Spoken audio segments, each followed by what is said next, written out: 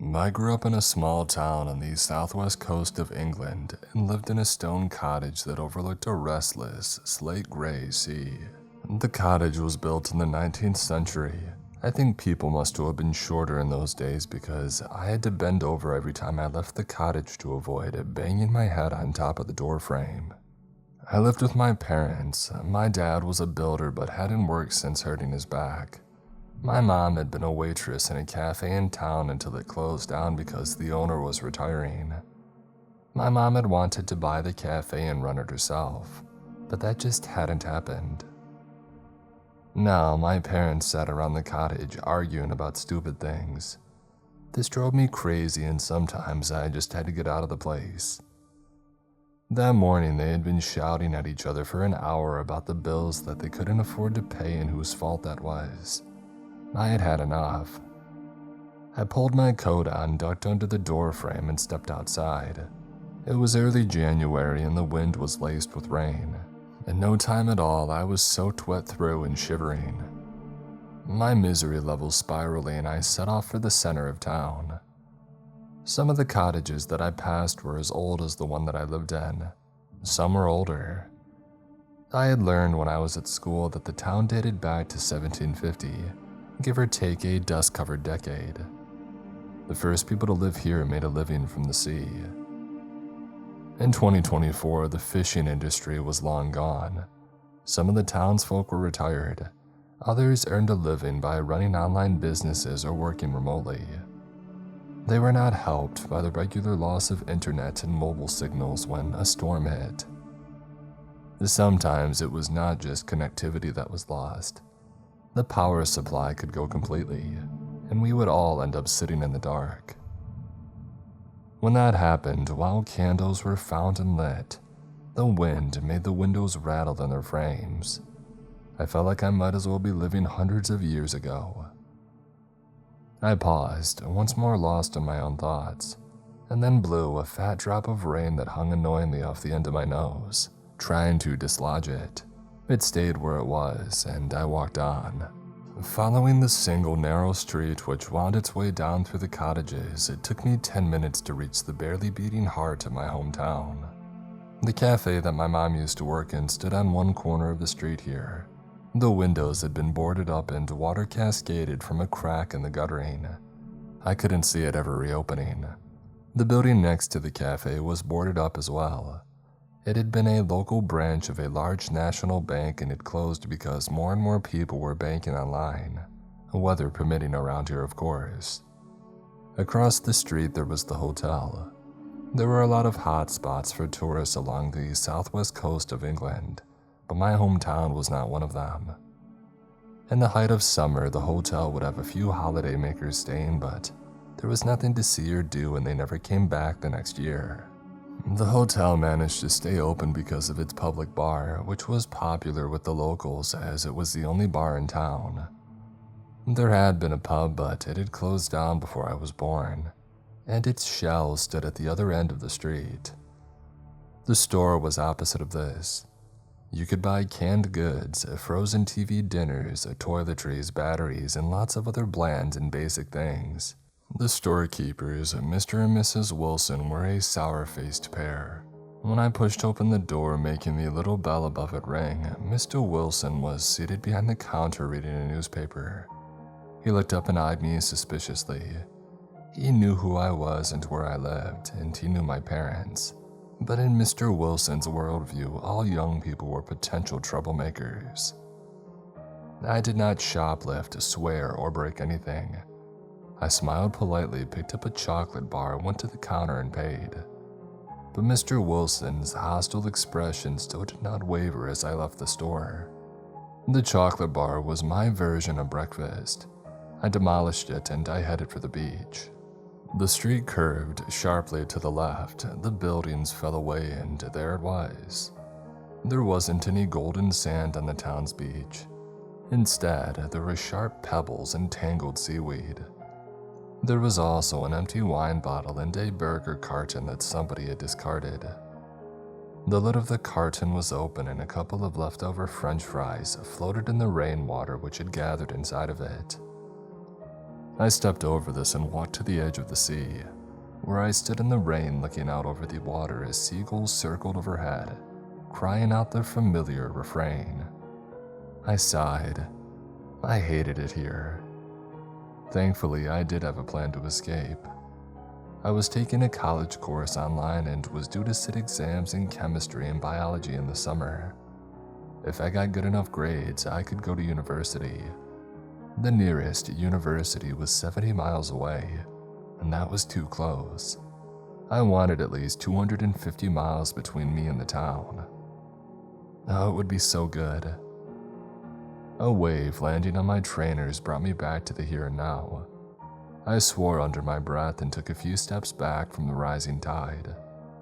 Despite the fact my feet were soaked wet through as well now, I did not want to go home yet.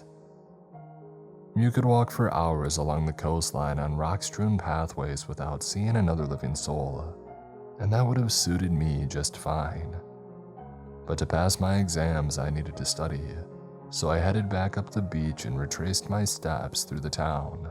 Hopefully my parents would have stopped arguing and I could study in peace. And luckily they had stopped shouting at each other by the time that I arrived at the cottage. They were in the front room. My dad was sitting on the sofa, red-faced, staring silently out the window. My mom was vacuuming around his feet with a look of absolute fury on her face. I couldn't cope with this. I went to my room, got my laptop, and went straight back out again. I don't think my parents even noticed that I had been there. My friend Josh lived in a cottage a few minutes walk away. We weren't that close. I think we only hung out about together because we were the same age and were miserable about the same things. Josh hated living in the town as well. He had been on the same course as me but had dropped out and now spent his time sleeping, watching movies, and writing scary stories that he posted online. He also had problems with his parents. They had divorced years ago and his mom had moved away and was never in touch. His dad was a heavy drinker. On the weekdays, Josh's dad kept it together long enough to work remotely as a graphic designer, but every evening he went to the bar at the hotel. He also bought wine and spirits from the store so that he could keep drinking when he got home. I guess he drank because he had missed his ex-wife. It was sad, really. As for Josh, he wouldn't talk about his parents anymore. He just simmered away with anger. I knocked on his door and sent him a message to let him know that I was outside. I usually had to phone him as well to get him to drag himself all the way from his room to the door. I was just about to do this when the door of the cottage next door had opened. Josh's neighbors were an older couple. They were retired and they kept to themselves mostly. I glanced over expecting to see them dressed in sensible coats and scarves with an umbrella about to be raised. I was shocked to see a young woman stepping out of the cottage. She wore baggy clothes and had long jet black hair, and she was beautiful, the most beautiful girl that I had ever seen. She finished closing the door and looked at me. I realized that I was staring at her, but I couldn't seem to stop. She frowned and said, "What's your problem?" I opened my mouth, but no words came out and my mind was a blank. So I kept staring helplessly, only now my mouth was hanging open as well. This was not a good look. This screamed out, "Loser." She shook her head and started walking away. I willed my brain to think of something to say to save the situation. I said, "Great." I don't know why. It felt like the most stupid thing that anybody had ever said in the history of humanity. I watched her disappear around a corner, wasn't aware that Josh had opened his door until he asked me if I wanted to come in. I followed him inside and found a space in the floor of his room and tried to do some work. But I couldn't concentrate because I was still thinking about my encounter with the girl.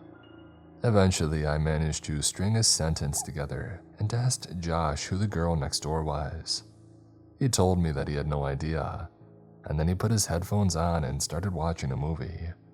I went back to the online tutorial on my laptop and I learned nothing. About 2 o'clock, Josh announced that he was starving and was going to the store to get something to eat. My stomach was grumbling, so I said that I would go with him. Josh's dad was in the room that he used as an office. Josh didn't knock on the door to say that he was going out or to ask his dad if he wanted anything. He never did. We left and made our way slowly down to the center of town. It had stopped raining, but my trainers were still wet from their earlier soaking, and I made squelching noises as I walked. It wasn't a loud noise, but the further we went, the more I became painfully aware of it. I was worried that we would run into the beautiful and now mysterious girl and I'd be making this ridiculous noise. I wanted to turn around, to squelch my way at speed back to my house and change my trainers. I could put some clean, dry clothes on as well. Maybe spray some deodorant on my armpits. Those would have been all good things to do, but it was too late to do any of them. The girl appeared around the corner where the boarded-up cafe stood. She was heading our way. I froze. I had no idea what Josh was doing, even though he was standing right next to me. The world had shrunk to me, and the girl was now looking right at me. Say something cool, I thought. Say something funny, say anything. I opened my mouth, and this time the words, "Great day," came out. My face began to burn with embarrassment. I had met her twice, and all I had done was make a fool of myself. So badly that she wouldn't even look at me anymore. She turned to Josh and said, "Do you live next door to me?" Josh mumbled that he did. I glanced at him, and he was staring at his feet. "I don't know how you can stand living around here," she went on. "I've only been here for a couple of days, and I've already lost the will to live." "Why are you here?" I asked, finally making some kind of sense. "I was living in London, but my stepmom hates me and my dad's a waste of space.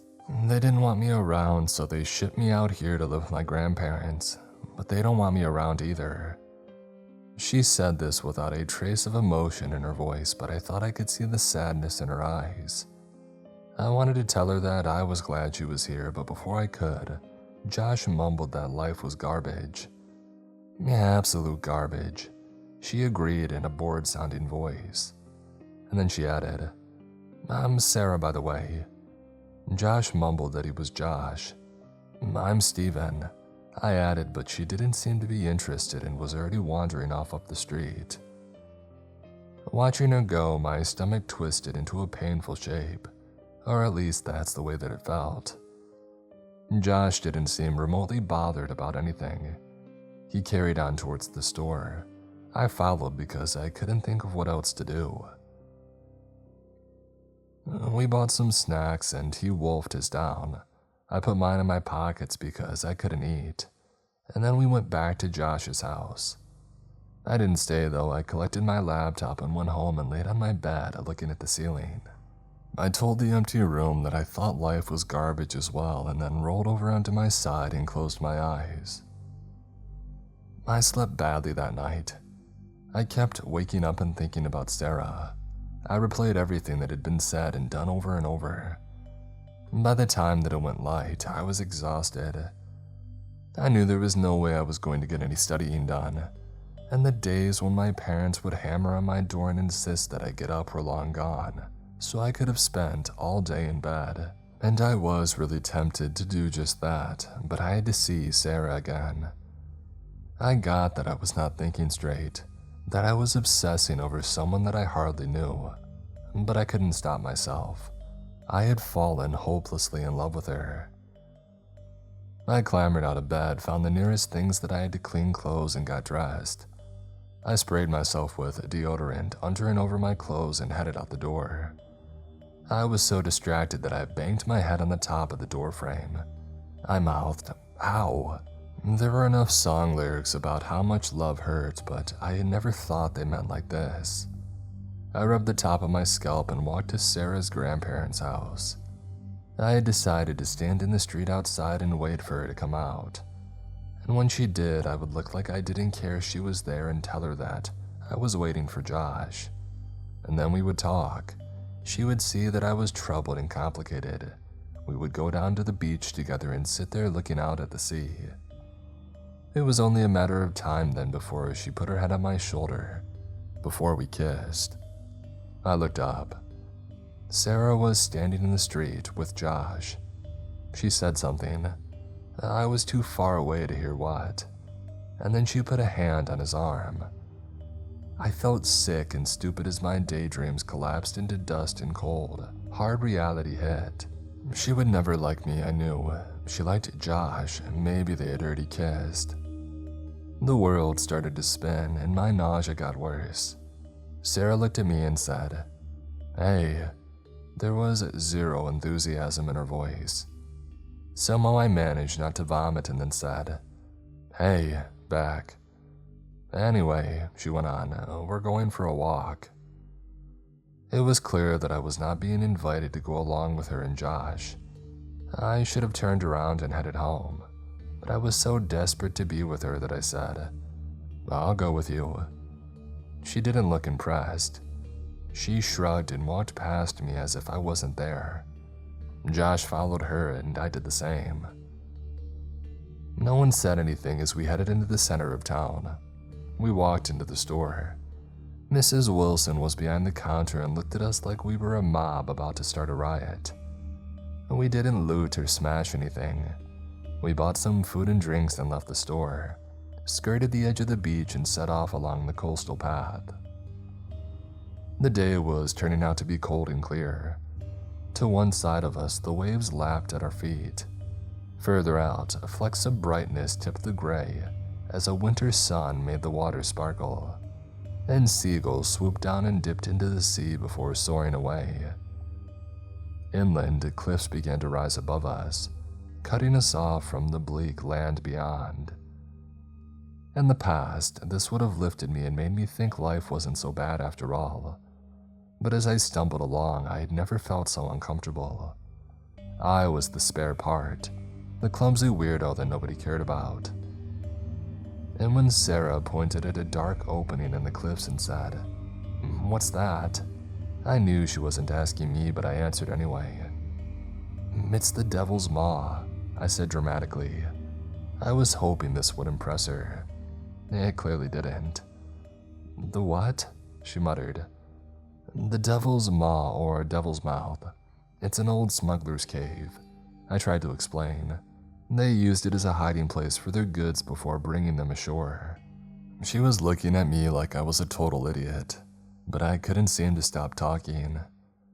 This part of the coast was plagued by smugglers. It was a dark and dangerous place. People died here and their bodies left to rot in the ocean depths. That's why we have the rules which we all have to follow. "Seriously?" she said. She looked like she was about to burst out laughing. "Yes," I told her. "Do not enter the devil's maw. Keep out of the ocean when darkness rules. Do not go abroad when the faceless men roam. Those are the rules. They date back hundreds of years and are to protect the honest townsfolk from danger. They're telling us to stay away from these smugglers' hiding place and to avoid the sea at night when these smugglers will be active." Sarah raised an eyebrow and asked, "And the faceless men?" "The smugglers themselves," I answered. They would wear masks to hide their identity whenever they moved through the town, and the rule was warning the townsfolk to stay inside when they did. Go abroad meant go outside in those days. Sarah frowned and said, "I guess that kind of made sense in the past, but why on earth would anybody still follow the rules?" "Because there are still smugglers," I replied earnestly. "They're bringing in people and drugs at remote spots along the coast. I've seen the lights from their boats out at the sea at night from my bedroom window." Finally, Sarah started to look impressed, until Josh mumbled, "Yeah, that's what the people in the hotel bar and the Wilsons in the store believe and gossip about. But they're small-minded, small-town losers. Anybody who's got half a brain knows that there's no smugglers anymore." I was devastated. It was bad enough that Sarah liked Josh and not me, but here was my so-called friend saying that I was talking nonsense, that I was small-minded, a small-town loser.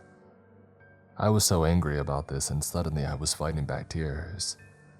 "Alright, go on, laugh at me," I spluttered. "Both of you, I don't care what you think," which was the opposite of the truth. I wiped my eyes and wished that I was not being pathetic. And then Sarah did something I really was not expecting.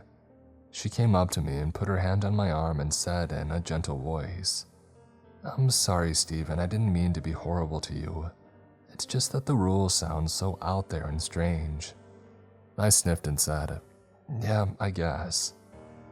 I was massively confused, seesawing between embarrassment at being upset and delight because Sarah was being nice to me. I shrugged, trying to act as if none of it mattered. "It's fine," I said, and that brought a smile out of Sarah. She stood on her tiptoes and kissed me on the cheek, and my skin caught fire. That's what it felt like as I watched her walk away. She paused in front of the entrance to the cave. After peering inside, she carried on along the coast path. Josh had already almost caught up with her. I fell into step behind. I was determined to play it cool now. There would be no more talk about rules, no more showing my feelings. We walked on in silence. The weak sun was sinking low in the sky by now. Night came quick and early at this time of year. The wind was picking up as well, and there were dark clouds drifting in from the horizon. A storm was on the way. We needed to get back home, but there was no way I was going to be the one to say this. I buried my hands into my pockets and I plowed on. 15 minutes or so later, it was Josh who announced that we should turn around because of the approaching storm. I managed to keep the smile off my face. We retraced our steps and were soon back alongside the Devil's Maw. Rain was beginning to fall by now. It was getting heavier by the second, and we were going to get soaked to the skin out here in the open. If I had been on my own, I would have trudged on miserably. But I saw a chance to impress Sarah, who was looking seriously unhappy as the deluge grew. I pointed at the cave. "We can shelter in there," I said. "What about the rules, though?" Sarah asked. "Oh, I don't care about the rules," I replied, glad of the chance to show her that I was not a nerd. I scrambled over the rocks that fringed the entrance to the cave.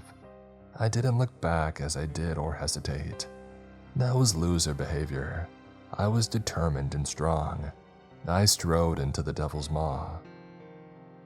I had heard the rules for the first time when I was a small child. I had learned the history behind them when I was old enough to understand.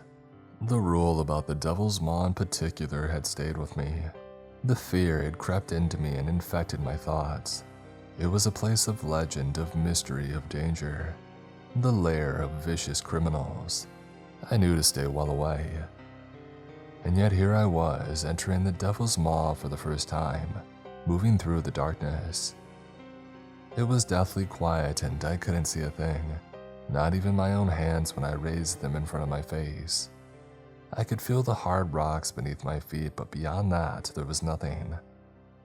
Hoping that Sarah and Josh had followed me in by now, I twisted around and said in a shaky voice, "Hey, are you guys there?" There was no reply though. I listened, desperate for a sign that I wasn't alone. But none came. The silence started to feel deafening. The darkness pressed in on me. I shivered and all of a sudden I couldn't catch my breath. I had to get out of there. I turned around and took a step forward and then stopped. I suddenly wasn't sure if I was heading in the right direction. Maybe I was about to walk deeper into the cave. I'd be helplessly lost if I did, stranded even. Panic flooded through me as I thought this and I called out, "Help!" My voice sounded weak and pathetic to me. I hated it. I hated myself as I called out louder this time. "Help me!" A light appeared in the darkness ahead of me, a small white blur. And then I heard a voice say, "Hello," and the light flashed upwards, illuminating a face. "It's me," Sarah said. "What's wrong, Stephen? I stayed outside with Josh when you went into the cave, and then we heard you shouting and I came in to see what was wrong." Abject panic was shoved aside by abject misery. I had utterly humiliated myself in front of the woman that I loved. At that moment in time, the idea of getting lost forever in a dark, lonely cave no longer seemed so bad. Anything was better than this. My throat felt bone dry. I swallowed and said, no, I'm fine. I was concerned that we had become separated. I could see Sarah's expression in the light from the torch on her phone. She clearly wasn't convinced, but thankfully she didn't press. Okay, she said hesitantly and then added, well, probably best if we get out of here. She used her torch to show us the way out of the cave. This was something that I could have done for myself using my phone if I had been thinking straight. I was such an idiot. We emerged from the cave. Night had fallen while I had been inside and the rain had grown fiercer. I screwed up my eyes and could make out Josh standing there. His hair was plastered to his face and he was grinning as he said, "You broke a rule and you survived." He was laughing at me, I knew, but I was too tired to bite back. I just looked at him and said, whatever. Josh didn't back off though and said in a manic-sounding voice, I need to break a rule this well now. Can't let you have all the fun. And then he spun around and waded out into the sea. It was a reckless thing to do, not something that I would have expected from Josh, but I had changed since meeting Sarah and so had he. It wasn't her fault. We were both being idiots in our different ways. He turned back to face us.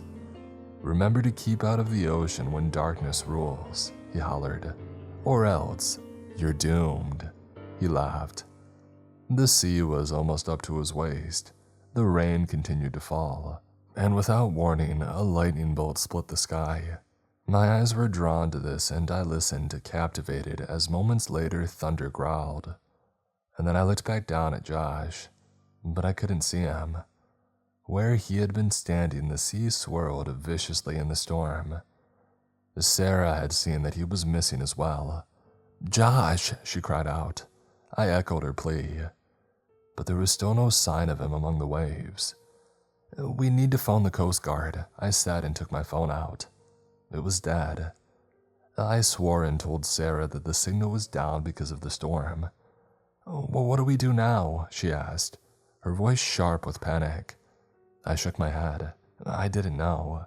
Josh was somewhere out there. Even if he had managed to get his head above water, the cold would rob his limbs of feeling, and he would be dragged beneath the waves. He would die in the terrifying maelstrom of the sea.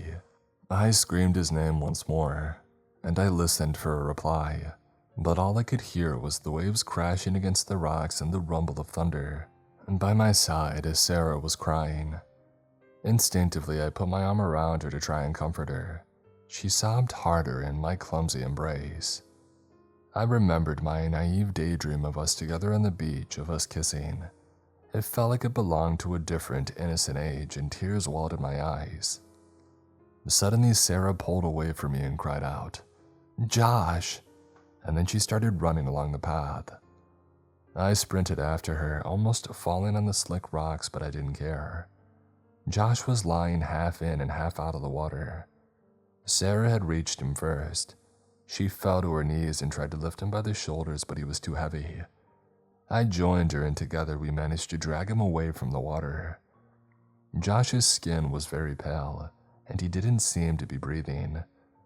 We need to do CPR or that mouth-to-mouth thing or something, Sarah yelled at me. I don't know how, I began to say, but Sarah had already given up on me.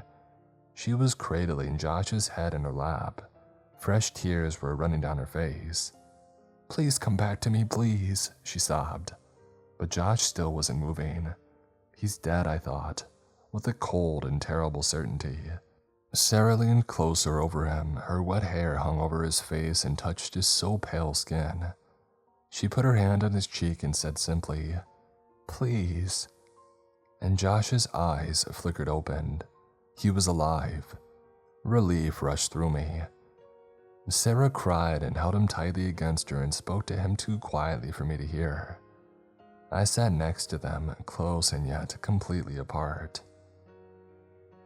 After a while, Sarah turned to me and said, "We need to get him home." It was a struggle, but we got Josh to his feet, propped him up between us, and then headed back to town. Josh seemed to be in a total daze. He didn't say anything and his legs kept giving way. More than once he almost brought all three of us tumbling down. It felt like it took half the night, but eventually we arrived at Josh's house. He looked at me blankly when I asked him to open the door. Sarah took charge and fished around in his pockets until she found his keys and let us in. We stumbled through the house, making a lot of noise even though we were doing our best to be quiet, and sneak Josh into his room without waking his dad. As we passed the front room, I saw through the open door that Josh's dad was asleep in an armchair, an empty bottle of whiskey on the floor by his feet. So much for worrying about making too much noise, I thought, and we helped Josh in the final few steps into his bedroom.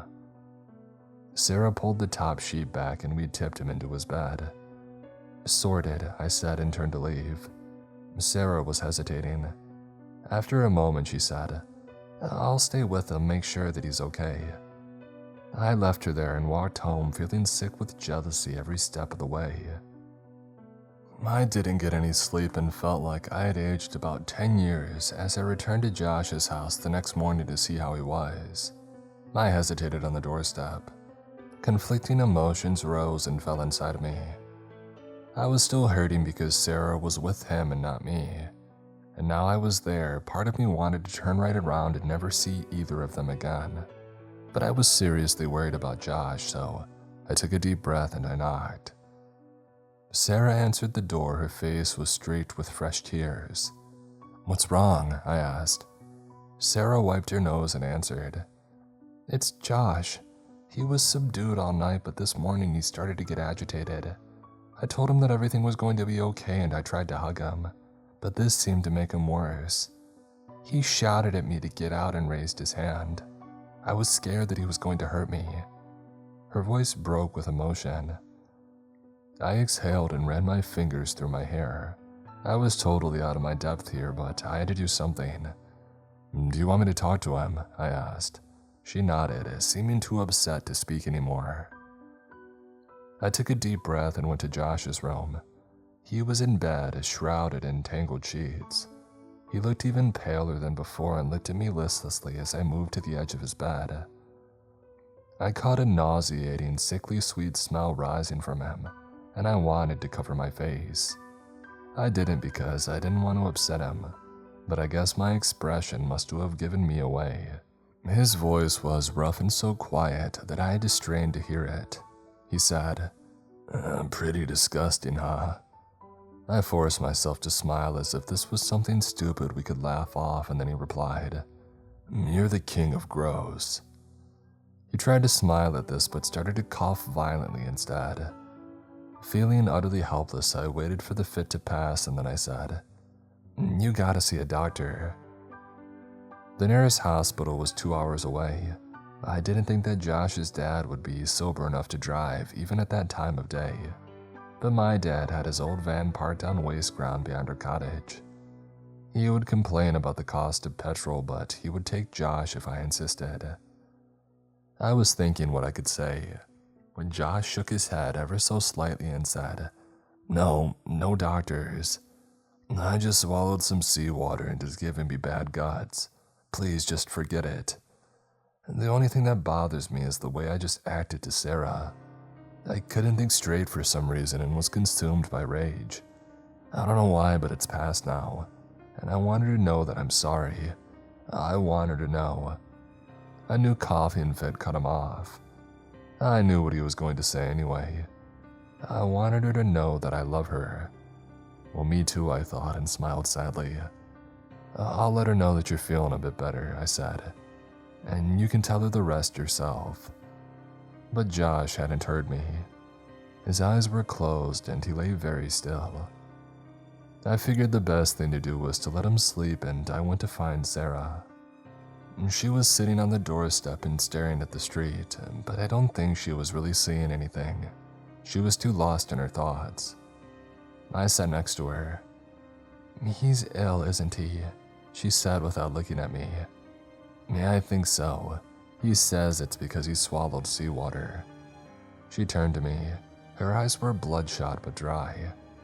I guess she was all cried out. "Could seawater do that?" she asked. "It might make you puke, but it wouldn't make you sick unless there was something polluting it." Sarah scrunched her face up thinking. After a moment she asked, "Is there any way that we could find out if the water was polluted? If we could let Josh know and maybe that would persuade him to see a doctor." I told her, "I know a person who can do that." And then I smiled and pointed at myself. I had learned enough in my college course to be able to do a basic analysis of seawater to identify if there were pollutants present.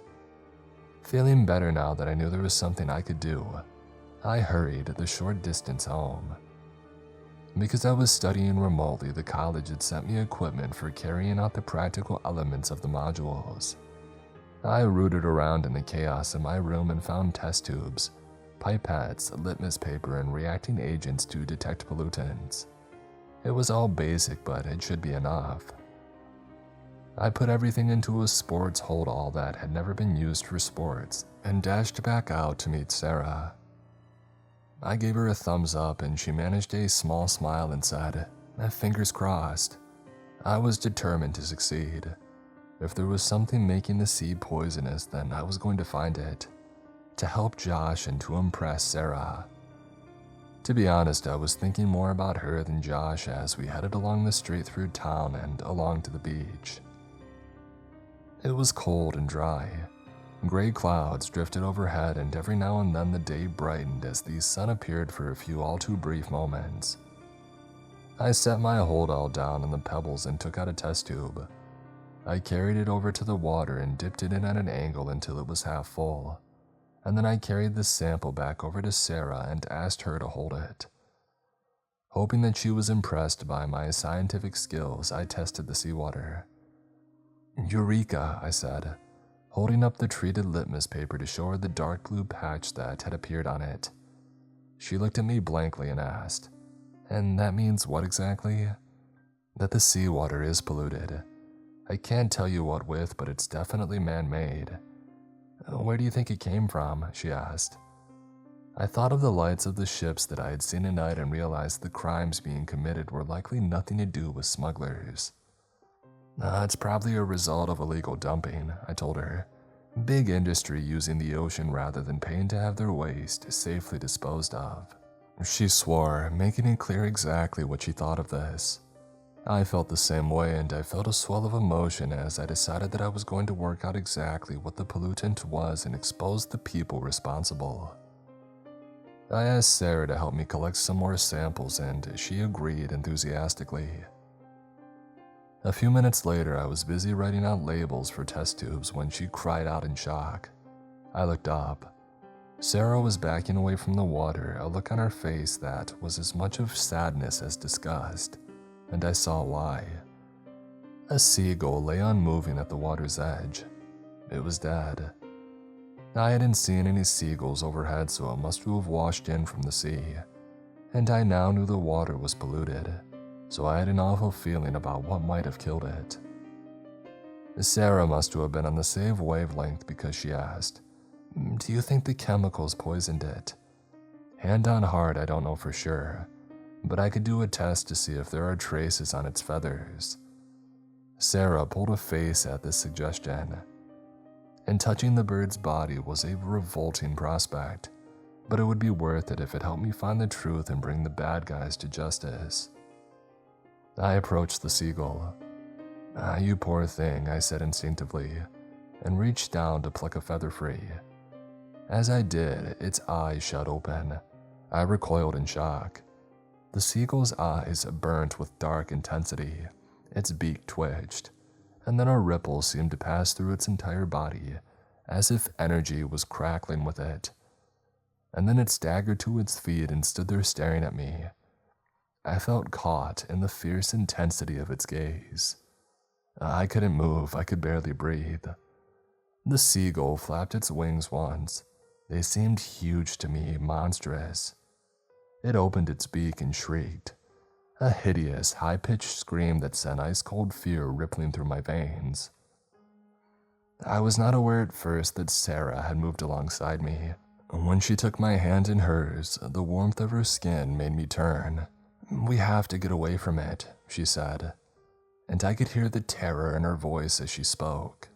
I knew, and she must have known as well, that something was very wrong here. Not through reason, but through the primal instincts that we carry deep inside of us. We understand that this thing before us was unnatural and dangerous. It cocked its head to one side, focusing one oh so dark eye on us, and then began to stagger forwards. Its wings flapped in sharp, spasmodic movements. It shrieked again, a furious howl of rage. Sarah took a step backwards away from it. She pulled my hand, and I managed to move my legs. Together, we gave each other the strength and stumbled off the beach, and then we turned and ran. "In here," Sarah said, as we came alongside the store. I couldn't see the seagull, but there was no escaping the sound of its shrieks, and I expected to see it finally taken to the wing and about to swoop on us at any moment. Getting out of the open seemed like the best idea that anyone had ever had. The little bell above the door rang as we stepped inside. Hysteria bubbled inside me at the sound. Sarah slammed the door closed and held her hand against it to make sure that it stayed that way. I looked at her with a lopsided grin on my face. We were safe, but we were not welcome.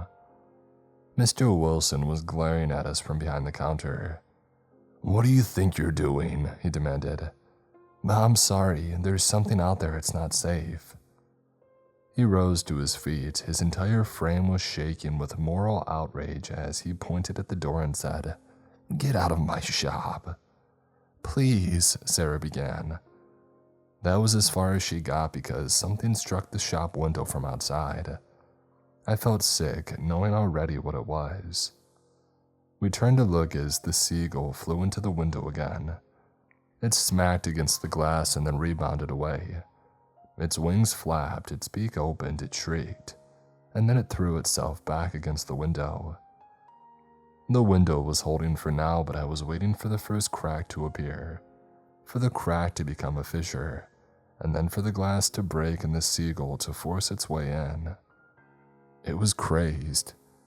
It hit the window again and again, smashing into the glass as hard as it could.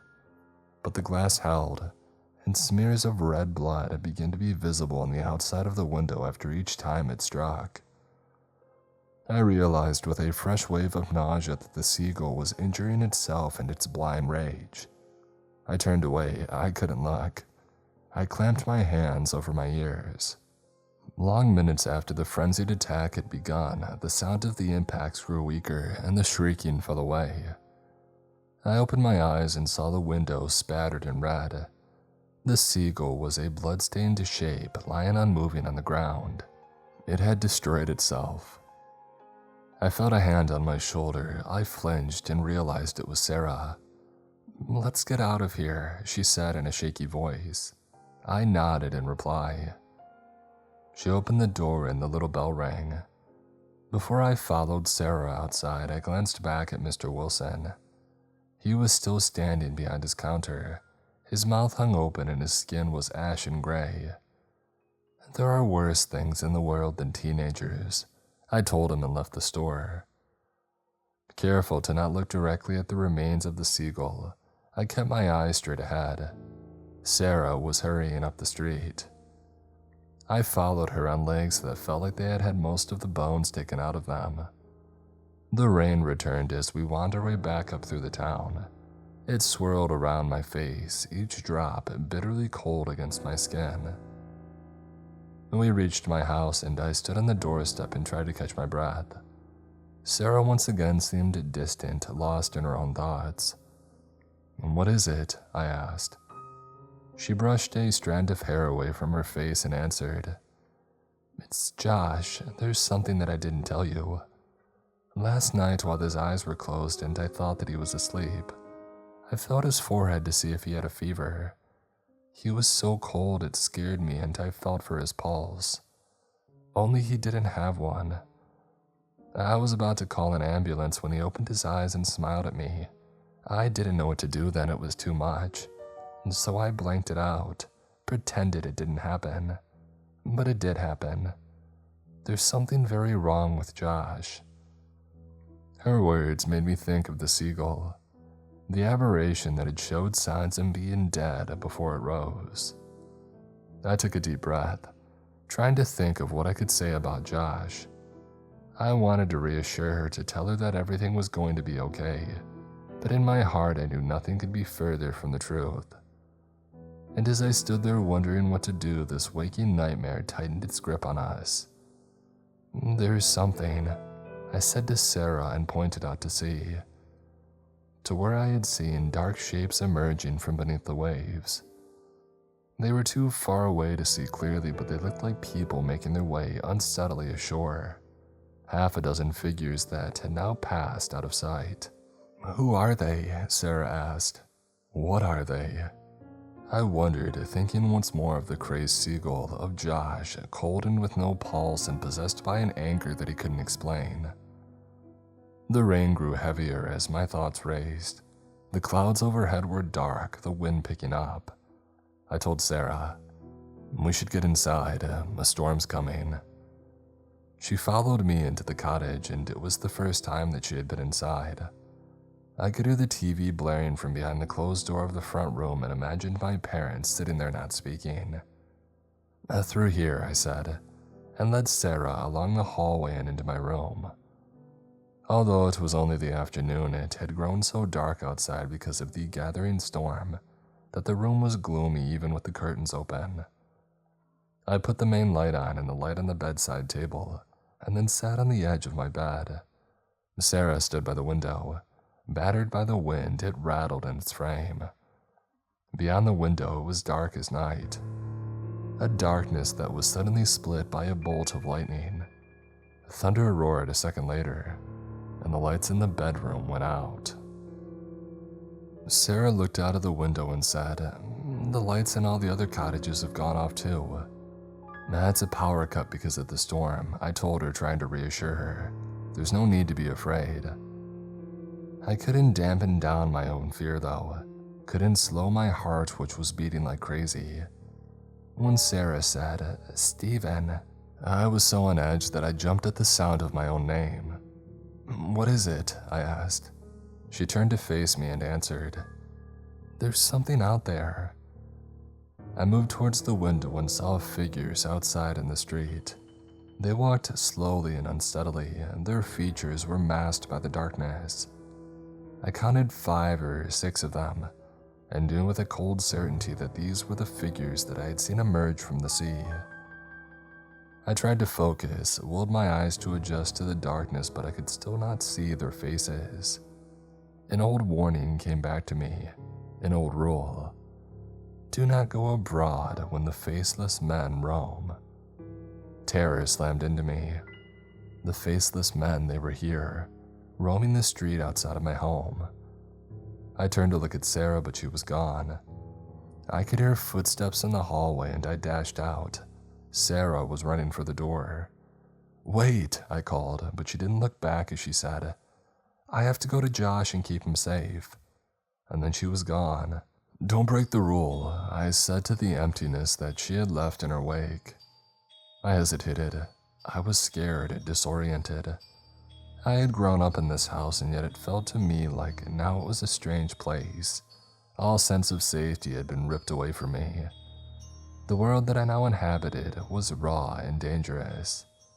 I wanted to curl up in a corner and wish the horror away, but that wasn't going to happen, because this was real and it was happening, and I had to deal with it. I walked towards the front door and remembered just in time to lower my head. That made me feel better. My home had not changed beyond all recognition yet, and maybe it could be saved.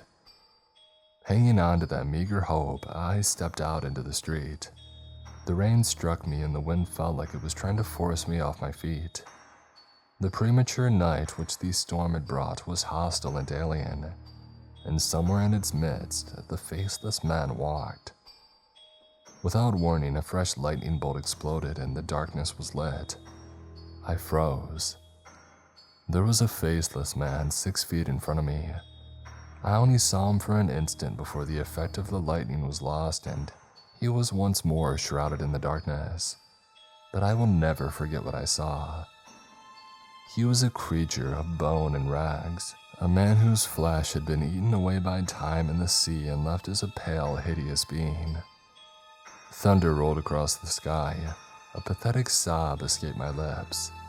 Lightning flashed and a second creature was revealed. In its skeletal fingers it held a fish hook that curved into a viciously sharp point. A smuggler's weapon. For that was what these beings must have once been. Smugglers who had lost their lives at sea. Now they had returned, reanimated by the poisons that had been dumped into their watery grave.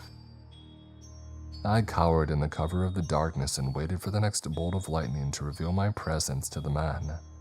But the lightning did not come. I steeled myself and crept forwards. I had to find Sarah, and together we could hide from the horrors roaming the streets. Somehow I reached Josh's cottage without being seen. The key was in the front door, which hung open slightly. I felt a new rush of hope.